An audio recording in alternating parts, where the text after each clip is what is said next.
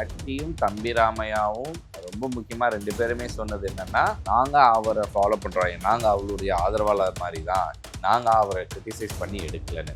இதே மாதிரி ட்ரெஸ்ஸை போடுறாரு, கூத்தாடிங்கெல்லாம் வந்து அரசியலுக்கு வராங்க அப்படின்ற மாதிரிலாம் பேசுறப்ப எங்க டேரக்டா விஜய் சொல்ற கூத்தாடிகள்லாம் அரசியல் வராங்கன்னு இன்னைக்கு தான் பேசுறாங்களா நீங்க சினிமால? தான் பேசிக்கிட்டு இருக்காங்க. 50 உங்களுக்கு வருஷமாவே அதை தான் பேசிக்கிட்டு இருக்காங்க. அப்புறம் இன்னைக்கு அதை சொல்றாங்கன்ற போது உங்களுக்கு அதுக்கு இதுக்கு மேட்ச் பண்ணிக்கிறீங்க. ஒன்று அப்படியே சொன்னாலும் அது விஜயை பாதிக்காது. இன்னைக்கு அவர் மாதிரி ஒன்று பண்ணாதான் மார்க்கெட்டு பிஸ்னஸ்ன்னு எல்லாருக்கும் தெரியும். அதை வச்சுனா இப்படி பேசாருன்னே வச்சுக்குவோம் ஒரு பேச்சுக்கு. அது அந்த படத்துக்கு மார்க்கெட்டிங் ஆகிடுச்சு. நீங்கள் விஜய் ஆதரவாளர்கள் பார்க்கறது வந்து திட்டத்துக்காவது போய் பார்ப்பாங்க, எதிர்ப்பாளர் எது இருக்குன்னு வரவேற்கிறதுக்காக போவாங்க. ஸோ ஆக மாத்திரம் அந்த படம் ஹிட்டுன்றதை இன்னைக்கு டே 1ல் சொல்லிட்டாங்க. தேர்தல் களமான படம், களத்தை வந்து தேர்தல் களம்ன்ற மாதிரி ஒரு கண்டென்ட் வந்து தேர்தல் வச்சு ஒரு அரசியல். அது எத்தனை படம் வந்திருக்கு, நீ அப்படி பார்த்தா அந்த படம்லாம் இப்போ ஓடிடிலேருந்து தேட்டர்லேருந்து எந்த தேட்டரில் எந்த அரசியல் படமோ தேர்தல் காலத்தில் வெளியிடவே கூடாது, பிளாக் பண்ணி வைங்கன்னு சொல்லணும் போல இருக்கு. அதெல்லாம் லாஜிக் கிடையாது. இன்றைக்கி கூட ஏதாவது ஒரு பிரச்சார லைவ் இருந்தால் இப்போ எடப்பாடி தப்பாரு, ஸ்டாலின் தப்பாரு, டிவிக்கு எதிர்ப்பாரு. அவங்களுக்கு 1000, இவங்களுக்கு 2000, இவருக்கு 20,000ன்னு போவோம். சரி, அது ரீச் இருக்குது மக்கள்கிட்ட பார்க்குறது. விஜய் அவரை வந்து வேல்யூ பண்ணணும், மார்க் போடணும்னா அவர்கிட்ட நீ ஒரு 5 வருஷம் ஆட்சி கொடுத்து அவர் என்ன பண்ணாருன்னு பார்த்துட்டு அதுக்கு முந்தின திமுக ஆட்சியோ இல்லை அதிமுக ஆட்சியோட இவர் என்ன பெட்டரு இல்லை, அதை நீ பெட்டர் இல்லை அதை தான் நீ பண்ணன்றதுக்குள்ளே முடிச்சுட்டு போயிடலாம். கண்ணன் சீமான் சும்மா குவினுங்கிற மாதிரி 2 தொகுதியிலேயே நின்னாரு. நீங்கள் போய் நில்லுங்க, உங்களை யாரும் வேணான்னு சொல்கிறாரு. இது நீ ஜெயலலிதா அம்மையார் ஏன் நின்னாங்கன்னு போய் கேள்வி கேட்டிருக்கீங்களா? அவங்க ஆதரவாகவே பிரச்சாரம் பண்ணவர் தானே. நீங்கள் ஏன் அப்போ பேசுகிறீங்க? தமிழ் தேசியன்ற அரசியல் தமிழ்நாட்டில் எதிர்படுமானா பிரிவினை என்றைக்குமே தமிழ்நாட்டில் ஏற்படாது. அந்த மாதிரி பிரிவினைவாதின்னு சொல்லி தான் பிஜேபியை வளரவிடாமல் திமுக பண்ணுறாங்க. ஆனால் ரியல் பிரிவினைவாதிங்க வேறு. நேயர்களுக்கு வணக்கம். இன்றைய சீக்க டாக் நிகழ்ச்சியில் பல்வேறு அரசியல் மற்றும் சமூக நிகழ்வு குறித்து உங்கள் சீக்கவோடு பேசவிருக்கிறோம். வாருங்கள் நிகழ்ச்சிக்குள் செல்லலாம். வணக்கம் சார். வணக்கம் தேவா. சார், TN26ன்ற ஒரு படம், ஒரு டீசர் ஒன்று வந்திருக்கு பார்த்தீங்க சார். நடராஜன்லாம் நடிச்சிருக்காரு. லைட்டாக கலாச்சி விட்ட மாதிரி இருக்கு. உங்களுக்கு எல்லாரையும் கலாச்ச மாதிரி தான் இருக்கும். ஏன் எப்படி சொல்லிட்டீங்க? இல்லைன்றீங்களா? நீ படம் ரிலீஸ் ஆயிடுச்சா? இல்லை, ஒன்றும் ரிலீஸ்லாம் ஆகல. பார்த்துட்டியா? டீசர் பார்க்குறப்போ டீசரில் என்ன வந்து கலாய்க்கிற மாதிரி இருக்கு. என்னன்னா, விஜய் மாதிரி ட்ரெஸ்ஸை போடுறாரு, கூத்தாடிங்கெல்லாம் வந்து அரசியலுக்கு வராங்க அப்படின்ற மாதிரிலாம் பேசுறப்ப எங்க டேரக்டா விஜய் சொல்ற கூத்தாடிகள்லாம் அரசியல் வராங்கன்னு இன்னைக்கு தான் பேசுறாங்களா சினிமால? தான் பேசிக்கிட்டு இருக்காங்க. 50 வருஷமாவே அதை தான் பேசிக்கிட்டு இருக்காங்க. அப்புறம் இன்னைக்கு அதை சொல்றாங்கன்ற போது உங்களுக்கு அதுக்கு இதுக்கு மேட்ச் பண்ணிக்கிறீங்க. ஒன்று, நான் அப்படியே சொன்னாலும் அது விஜயை பாதிக்காது. எந்த வகையில பாதிக்காது? ஏன் பாதிக்கும்ன்ற, எந்த வகையில பாதிக்கும் நீ சொல்லு. வந்து பாத்தீங்கன்னா ஒரு சர்ச்சையில சிக்கிக்கிட்டு இருக்காரு. இன்னொரு நடிகை கூட சமீபத்துல திருமணத்துக்குலாம் அது அவருடைய பர்சனல் தான். ஆனா அதை வந்து அததான் வந்து பேசுறாங்க. எதை யார் பேசுறா? எதிர்கட்சி பேசுறா, சொந்த கட்சிக்கார பேசுறாங்கன்னா பொதுமக்கள் பேசுறாங்க. அவங்கவுங்களுக்கு 1008 பிரச்சனை இருக்குப்பா. அது பின்னாடி போறதுக்காக அவங்களுக்கு சங்கடம். அவங்களுடைய இது புதுசு மாற்ற வேணும்னா விஜய்க்கு ஓட்டு போட போறாங்க, இல்லை எக்ஸிஸ்டிங் ஆள் வேணும்னா அவங்களுக்கு ஓட்டு போடுவாங்க. அந்த ஒரு நாள் அவங்க டிசிஷன் என்னன்னு பண்ணிட்டு அவன் குடும்ப பிரச்சனை பார்க்குறான். இன்னைக்கு சிலிண்டருக்கு கிடைச்சதான ஆக்சுவலாக கிடைக்குது, ஆனால் அதை வந்து பயத்திலே வச்சுருக்கான். அந்த பயம் அவனுக்கு உருவாக்கி வச்சுருக்காங்க. இவனுக்கு எல்லா வகையிலையுமே நம்ம ஆட்களை ஒரு ப்ரெஷர்லேயும் பிபிலையுமே வச்சுன்னு காலத்தை ஓட்டுனுக்கிறானுங்க. எனக்கு தெரியல. நான் நேற்று கூட பார்த்த பெட்ரோல் பங்க்ல சிஎன்ஜிக்கு கார் லைனாக 4 நிற்குது. இதே கார் தானே போன தடவை சிஎன்ஜி ஃபில் பண்ணியிருந்தானுங்க. இப்போ மட்டும் ஏன் லைனில் நிற்கிறானுங்க? பயம் இருக்கும் போது ஃபில் பண்ணிக்கலாம். எங்கேயாவது ஒன்று சிஎன்ஜிக்கும் இம்போர்ட் கேஸுக்கு சம்மந்தமே கிடையாது. இட்ஸ் ஓன் இங்கே மேனுஃபேக்சர் பண்ணுறது தான் சிஎன்ஜி. ஓகேவா? அது இம்போர்ட்லாம் பண்ணல. அது எல்பிஜி தான் இம்போர்ட் பண்ணுறோம். ஓகேவா? திரவ கேஸ் எரிவாயு இதை தான் நம்ம இம்போர்ட் பண்ணுறோம். ஓகேவா? இது இங்கே மேனுஃபேக்சர் தான் பண்ணுறது. அதுக்கு என்ன தட்டுப்பாடு? ஏன் இங்கே பதறாங்க? ஏன் அதை வந்து ஒரு மாதிரி பதட்டத்திலே வச்சுக்கிட்டு இருக்காங்க. இங்கே இருக்க எதிர்கட்சி அரசியல் அதை பதட்டம், அந்த நெரேட்டிவ் செட் பண்ணுறதுல திமுக கை நேர்ந்தவங்க. அதை தான் விஜய்க்கும் இப்போ பண்ணுறாங்க எல்லாம். ஆமாம், சும்மா அப்படி திருப்பி இவங்களை இது பக்கம் திருப்பி விட்டா எல்லாரும் இது பின்னாடி பேச போயிட்டு இருந்தால் பிரச்சாரம் ஒரு 2 நாள் டைவர்ட் ஆகும். நீ 2 நாள் பிரச்சாரம் உனக்கு வீக் ஆச்சுன்னா அது ஒரு 20-30 தொகுதியும் பிரச்சாரம் நடக்காது. அந்த படத்திலே கூட வந்து பார்த்தீங்கன்னா நேற்று ஒரு நிகழ்ச்சி கூட நடந்துச்சு. அங்கே கூட சொன்னார், யார் தம்பிராமையா சொன்னார்னு நினைக்கிறேன். நீ இதை வந்து ஆதவர்ஜுனாவுக்கு அவர் ஒரு ரிக்வெஸ்ட் பண்ணார். தம்பி, நீங்கள் ஒரு பெரிய இதுலேருந்து வந்திருக்கீங்க, உங்களுடைய இது அவர் ரொம்ப தன்மையாகவும் ஆதவர்ஜுனா அவசரப்பட்டு பேசிட்டு இந்த மாதிரி பேசாதீங்க, நீங்கள் பார்த்துட்டு பேசுங்க, படம் பார்த்துட்டு என்கிட்ட பேசுவாருன்னு. நீங்கள் பார்த்தா நீங்களே என்கிட்ட பேசுவீங்கன்னு. அதில் நட்டியும் தம்பிராமையாவும் ரொம்ப முக்கியமாக 2 பேருமே சொன்னது என்னென்னா, நாங்கள் அவரை ஃபாலோ பண்ணுறோம், நாங்கள் அவருடைய ஆதரவாளர் மாதிரி தான், நாங்கள் அவரை கிரிட்டிசைஸ் பண்ணி எடுக்கலன்னு. சி நான் கண்டிப்பாக கிரிட்டிசைஸ் பண்ணியிருப்பாங்க. அதாவது அந்த நீங்கள் சொல்கிற மாதிரி தாடிலையோ ட்ரெஸ்ஸுலையோ பண்ணியிருக்காங்கன்னு வச்சுக்கலாம். இன்னைக்கு அவர் மாதிரி ஒன்று பண்ணாதான் மார்க்கெட்டு பிஸ்னஸ்ன்னு எல்லாருக்கும் தெரியும். மீடியாவோடது இப்போ சினிமாவும் அப்படி சினிமாலையுமே நீ விஜய் ரசிகர்னு சொல்லாத. இப்போ ஒரு காலத்தில் நான் ரஜினி ரசிகர்னு சொல்லாத விஜய் இருந்தாரா? கிடையாது. அவரு அதை அதிகமாக யூஸ் பண்ணாரு நிறையா. அது விஜய் ரசிகர்னு சொல்கிறேன். இன்னைக்கு இருக்க ட்ரெண்ட் ஹீரோ எவ்வளோ பேர் இருக்கிறாங்க. ஸோ அது காலம் மாறி வந்துட்டே இருக்கு. அந்த ட்ரெண்ட் அவங்க பேர் சொன்னா தான் அவங்களால சஸ்டெயின் பண்ண முடியும். அந்த சர்வேக்கு தான் அவங்க பண்றாங்க. அதை நீங்க வந்து இப்போ அதை ஒருத்தனா இப்படி பேசாருன்னே வச்சுக்குவோம் ஒரு பேச்சுக்கு. அது அந்த படத்துக்கு மார்க்கெட்டிங் ஆயிப்போம். ஆமா சார். நாளைக்கு எல்லாம் அந்த படத்தை போய் பார்ப்பாங்க. கண்டிப்பா பார்ப்போம். நீங்க விஜய் ஆதரவாளர்கள் பார்க்கறது வந்து திட்டத்துக்காவது போய் பார்ப்பாங்க. எதிர்ப்பாளர் எந்த இருக்குன்னு வரவேற்கிறதுக்காக போவாங்க. ஸோ ஆக மொத்தம் அந்த படம் ஹிட்டுன்றதை இன்னைக்கு டே 1ல சொல்லிட்டாங்க. என் டவுட் என்னன்னா, இது ஒரு பொலிட்டிக்கல் ஃபிலிம் பார்த்தாலே தெரியுது. ஜனநாயகன்லயும் நிறைய விஷயம் சொல்லியிருக்காங்க சொல்லிட்டு அதுக்கு மட்டும் சென்சார் கொடுக்கல. இதுக்கு எப்படி சார் சென்சார் கொடுத்தாங்க? இன்னும் ஒரு 15 நாள் எலெக்ஷன் வச்சு நீ ஒரு பத்திரிகையாளர், நீ இந்த கேள்வி கேட்கறது உனக்கே நியாயமாப்படுதா? அவர் ஒரு கட்சி ஆரம்பிச்சு நடத்திட்டு இருக்காரு. அவர் படம் ரிலீஸ் ஆகும்போது பிரச்சனை. இது எம்ஜிஆருக்கு உலக சுற்றும் வாலிபன்லையும் வந்தது. இப்போ இங்க வருது. நட்டி எந்த கட்சியோட தலைவர்? தம்பிராமி எந்த கட்சி தலைவர்? நீ அதையும் இதை கம்பேர் பண்ற. இது ஒரு படம், தேர்தல் களமான படம். களத்தை வந்து தேர்தல் களம்ன்ற மாதிரி ஒரு கண்டென்ட் வந்து தேர்தல் வச்சு ஒரு அரசியல். அது எத்தனை படம் வந்திருக்கு இங்கே? அப்படி பார்த்தா அந்த படம்லாம் இப்போ ஓடிடிலேருந்து தேட்டர்லேருந்து எந்த தேட்டரில் எந்த அரசியல் படமோ தேர்தல் காலத்தில் வெளியிடவே கூடாது, பிளாக் பண்ணி வைங்கன்னு சொல்லணும் போல இருக்கு. அதெல்லாம் லாஜிக் கிடையாது. அது இதுவும் கிடையாது. இது வேற அது வேற. அதையும் இதையும் கம்பேர் பண்ணாது. அது தேவையில்லாம கவுண்டர். ஏன்னா விஜய் படம் வந்து கிட்டத்தட்ட ஜனவரில ரிலீஸ் ஆக வேண்டியது இல்லை சார். அதுக்கு வரல. இப்போ வந்து கோட் ஆஃப் கான்டக்ட் வந்துருச்சு. அப்போ இதுக்கு ஏன் பர்மிஷன் கொடுக்குறான்ற மாதிரி தான் அந்த டவுட் எனக்கு. நீ இந்த மாதிரி பேசி அவங்க ரசிகரை இன்னும் தோண்டி விடாத. அது அவங்க பாட்டு அவங்க வேலை பார்க்குறாங்க. இப்போ வந்து அவங்களுடைய ஃபோக்கஸ் படத்தை ரிலீஸ் பண்ணுறதுல இருக்கக்கூடாது. படத்தில் டைவெர்ட் ஆகக்கூடாது. அவங்களுடைய வேலை தேர்தல் காலம், தேர்தலில் போய் மக்களிடம் போய் ரீச் ஆகி என்ன பண்ணணுன்றது தான் பார்க்கணும். வேட்பாளர்களே இப்போ நல்லா ரீச் அவுட் ஆகிறாங்க. புது வேட்பாளர்னா கூட அந்த இடத்துல ஒரு ஃபெமிலியராக நான் பார்க்குற ட்ரெண்டில் இவ்வளோ சீக்கிரம் ரீச்சுன்றது இல்லை. இப்போ அந்த பிகைன் உட்ஸ் மாதிரியான இதெல்லாம் வந்து பல பேர் குத்தகைத்து வச்சுருக்காங்க போல். டெய்லியும் ஒரு இதில் வருது. நான் சொல்கிறது திமுகலையும் அதிமுகலையும் முக்கியமான கேண்டிடேட்ஸ்லாம் வச்சுருக்காங்க. பட் டிவிகேக்கு அதெல்லாம் இல்லாமே ரீச் ஆகுறாங்க. யாருன்னே தெரியாது, பார்த்துருக்க கூட மாட்டாங்க. அவங்களெல்லாம் கவர் பண்ணுறாங்க. ஆமாம், நல்ல விஷயம். ஆமாம். அப்போ என்ன பண்ணுவோம்? இப்போ அவங்களுடைய இதை நான் அன்றைக்கி போய் பார்த்தேன். 1.6 கோடி வியூஸ் போயிட்டுருக்கு அவங்களுடைய ஒரு இது. அந்த லைவ் கான்செப்ட் அந்த பிரச்சாரத்தை இதெல்லாம் பார்க்கும்போது அவங்க பேஜில் இருந்து நடக்கிறது அந்த நம்பர்ஸ் அங்கே போயிட்டுருக்கு. சரி, அந்த ரீச்சு எந்த சேனல் எந்த கட்சிக்கு கிடைக்கும்? நீ இப்போ எல்லா லைவ்லையுமே பாரு. நீ இன்றைக்கி கூட ஏதாவது ஒரு பிரச்சார லைவ் இருந்தால் எடு. இப்போ எடப்பாடி தப்பாரு, ஸ்டாலின் தப்பாரு, டிவிக்கு தப்பாரு. அவங்களுக்கு 1000, இவங்களுக்கு 2000, இவருக்கு 20,000ன்னு போகும். சரி, அது ரீச் இருக்கு மக்கள்கிட்ட பார்க்கறது. தாவேகா சைட்லேருந்து என்ன சொல்ல வராங்கன்றதை தாண்டி இவங்க புதுசா வந்திருக்காங்க, அதனால இன்ட்ரெஸ்ட் கிரியேட் ஆகுதா? இல்லை உண்மையாலே அவங்களுக்கு வந்து ஒரு மாற்றத்தை ஒரு மாசு இருக்கிறது தான். இப்போ முதல்ல புதுசாக எதுவும் சொல்ல வரல. இன்னும் புதுசாலாம் எதுவும் சொல்லலை. அதை நம்ம ஒத்துக்கணும். இன்னொன்று, எதை சொன்னாலும் அது செயல் கிடையாது. அது ஆட்சியில் வரும்போது அவர் அதை எப்படி நடத்திட்டு போகிறாருன்றதை பொறுத்து தான்.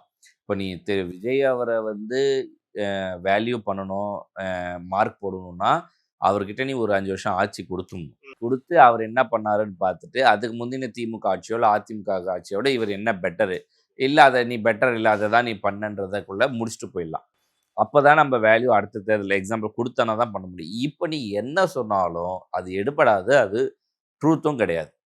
இன்னொரு இப்போ சமீபத்தில் ஒரு நியூஸ் ஒன்று பார்த்தேன். என்னன்னா, பெரம்பூர் தொகுதியில் ஒரு வேட்புமனு தாக்கல் பண்ணார்ல, அதில் வந்து இந்த ஏஜ்லேயும் அவர் மேலே சில வழக்குகள்லாம் இருக்குது. அதை வந்து அவர் குறிப்பிடலை. அதனால நாளைக்கு மறுபடியும் ஒரு மனு தாக்கல் பண்ண போறாரு அப்படின்ற செய்தியும் வருது. இது உண்மைதானா? ஏன்னா பெருசாக ஊடகங்கள் இதை பற்றி பெருசாக பேசல சார். இல்லை, இப்போ பேச்சுவார்த்தை சொல்லியிருக்காங்க, நாளைக்கு பண்ணுறாங்கன்றன்னு வச்சுக்கோங்களேன். ரிஜெக்ட் பண்ணால் என்ன தப்பு? எதுவும் தப்பா இருக்கா? தப்பா இருந்தா ஆட்டோமேட்டிக்கா ரிஜெக்ட் ஆகும். என்னென்ன 2த்துல 1 ரிஜெக்ட் பண்ணி நிக்க விடாம தடுத்தாங்க ஆளுங்கட்சி. நான் சொல்லுவேன், இது அரசியல் பண்ணிக்கலான்னு. அரசியல் இது காலகாலமா நடக்குது. ஜெயலலிதா போன்ற பெரிய லீடரும் இதை பண்ணியிருக்காங்க அப்பவே. புரியுதா? 4 தொகுதியில வேட்புமனு தாக்கல் பண்ணா நிராகரிப்பாங்கன்னு தெரிஞ்சும் 4ல பண்ணி என்ன தேர்தலில் நிக்க விடாம செஞ்சிட்டாங்கன்றது அந்த அம்மாவுடைய பிரச்சாரம் 2001ல. புரியுதா? அவங்களுக்கு தெரியும். எம்எல்ஏவே இல்லாத ஜெயலலிதாவை முதலமைச்சர் ஆக்கலான்னு பாத்திமா பிபி பண்றாங்க அப்படின்றது பண்ண முடியுன்ற சட்டம் 6 மாசத்துக்கு இருந்தாலும் அது பணம் வாங்கி பண்ணாங்கன்னு நீங்கள் ரூமை கிளப்பணும்னா அந்த அம்மா லீவ் போட்டு ரிசைன் பண்ணிட்டு போயிட்டாங்க. ஆனால் முதலமைச்சர் இந்த அம்மா ஆனதானது தான் ஒரு இடைத்தேர்தலில் நின்று ஜெயிச்சு கண்டினியூ பண்ணிட்டு போயிட்டாங்க. இது இது அரசியல் சாணக்கியத்தனம். இதை தான் சாணக்கியத்தனம்னு சொல்லணும். புரியுதா? ஸோ இந்த மாதிரி நடந்தா நடக்கட்டுமே, அது அவருக்கு நல்லது. சேஃப்டிக்கு ஒரு திருச்சி கிழக்கு இருக்கு இப்போதைக்கு. நம்ம அண்ணன் சீமான் சும்மா கூவினுங்கிற மாதிரி 2 தொகுதியிலேயே நின்னாரு. நீங்க போய் நில்லுங்க, உங்களை யாரும் வேணான்னு. சட்டத்துல இடம் இருக்கு, சட்டத்துல சும்மாவா கொடுத்தாங்க. 1 2வது இதை நீ ஜெயலலிதா அம்மையார் ஏன் நின்னாங்கன்னு போய் நீங்க கேள்வி கேட்டிருக்கீங்களா? ஆதரவாவே பிரச்சாரம் பண்ணவர் தானே நீங்க. அப்போ பேசுறீங்க. அது லாஜிக் இல்லை. ராகுல் காந்தி 2 தொகுதியில நின்னாரு எம்பிக்கு, சரியா?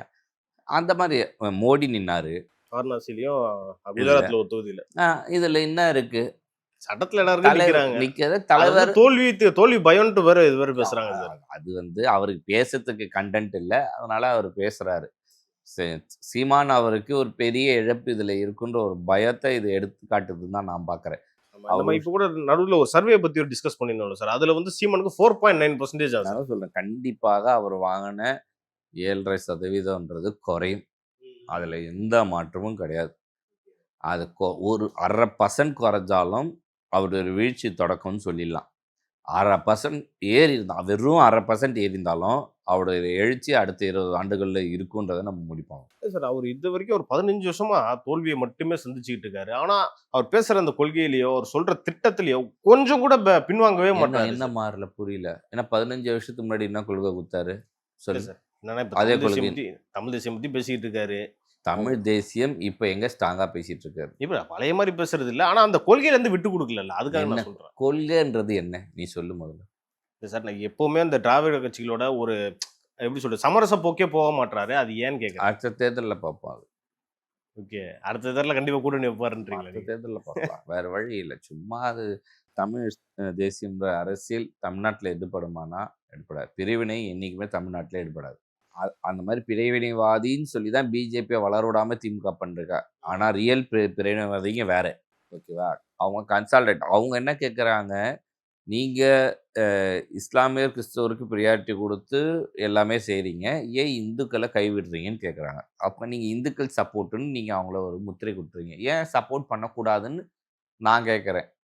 அதே மாதிரி இஸ்லாமியர் கிறிஸ்தவர் நீங்கள் சப்போர்ட் பண்ணுறதை ஏன் சப்போர்ட் பண்ணுறீங்க நாங்கள் கேட்கலையே. ஒருதலை பட்சமாக இருக்காதீங்கன்ற அரசியல் தான் இங்கே. இதே பிஜேபி எல்லாருக்குமான பிரதமராக தானே இருக்காரு. இதுதான் ஆகணும். அப்போ அவர் எங்க பிரிச்சு பேசினாரு? பேசியிருக்காருல்ல. என்ன பேசினாரு? காங்கிரஸ் ஆட்சிக்கு வந்தா தாலியை பொறிப்பாங்க, தங்கத்தை பொறிப்பாங்க எல்லாம் சொன்னார்ல. அதெல்லாம் என்ன பிரதமர் தான் சொன்னார். என்ன பண்ணாரு? என்ன ராஜஸ்தான்லயே எங்கேயோ பேசினாரு சார். அங்க என்ன நடந்தது இன்சிடென்ட்? நீ உள்ளூர் அரசியல் நடக்கிறத பொதுவான ஒரு நாட்டுக்கான ஒரு விஷயத்துக்குள்ள வராத. அங்க என்ன நடந்தது, அவங்க என்ன பண்ணாங்க, அங்க உள்ள லா அண்ட் ஆர்டர் எப்படி இருந்தது உனக்கு தெரியுமா? இல்ல சார், அது பொதுவா பத்தி பேசியிருக்க கூடாதுல்ல. காங்கிரஸ் ஆட்சிக்கு சுரேந்தர் படம் பார்த்தியா? பார்ட் 2 பார்க்கல, பார்ட் 1 பார்த்தேன். பார்ட் 2ல போ. அந்த ஹீரோ கேரக்டருடைய ஃபேமிலி சர்க்கிளில் அவர் மிலிட்ரியா இருக்கும்போது ஒரு இன்சிடென்ட் நடந்திருக்கும். அது என்னன்னு போய் பார். அங்க கலாச்சாரம் எப்படி இருந்ததுன்னு பார். படத்துல ப்ரொபகண்டான்னு நிறைய பண்ணலாம் சார். அது வந்து நம்ம எப்படி சார் நம்ம உண்மைன்னு எடுத்துக்க முடியும்? நிறைய விஷயம் உண்மை கிரவுண்ட்ல உண்மை நடக்குது இல்ல. அதை பத்தி பேசுறது நியாயம். அது தனியா ஒரு டிபேட் வச்சுக்கலாம். நடக்கிறது தான் படத்தில் எடுக்கிறான்றது ஒன்று இருக்குது, படத்தில் இருக்கிறது தான் நடக்குதுன்றது ஒரு விஷயத்த சொல்கிறாங்க. ஆனால் ரெண்டுமே நடக்குது. முதல்ல நீ போய் அந்த நார்த்துலேயோ அந்த ஸ்டேட்லேயோ இருந்து வாழ்ந்துருந்தா உனக்கு என்னன்னு தெரியும். நீ இல்லை, நானும் இல்லை. அதை நான் தரவுகள் சிலதை நம்ம கையில் கிடச்சிருக்கிறத நம்ம சொல்கிறோம். அங்கே லா அண்ட் ஆர்டர் சரியில்லாமல் இருந்ததை, அவங்க லா அண்ட் ஆர்டர் சரி பண்ணதை அவங்க பேசுகிறாங்க. அதுக்கும் இதுக்கும் வித்தியாசம் வேறு. அவங்க நினச்சாங்கன்னா துப்பாக்கியை வச்சு என்ன வேணால் பண்ண முடியுன்ற காலம் இருந்ததை சரி பண்ணாங்க. அதை அவங்க பேசுகிறாங்க பிரச்சாரத்தில். அது வேற. அதை நீ இங்கே இருக்கிற அரசியல்வாதி அதை நெகட்டிவாக ப்ரொஜெக்ட் பண்ணுறதுக்காக அதை கொண்டு வராங்கன்றத பார்க்க. அது மீறி அவங்க தானே அங்கே இதாகிறாங்க. அதை பற்றி ஃபீல் பண்ண வேண்டிய ஸ்டேட் அதுதானே. அவங்களே ஃபீல் பண்ணலையே, அப்புறம் எப்படி நீ அதை வச்சு இங்கே பேசுவ?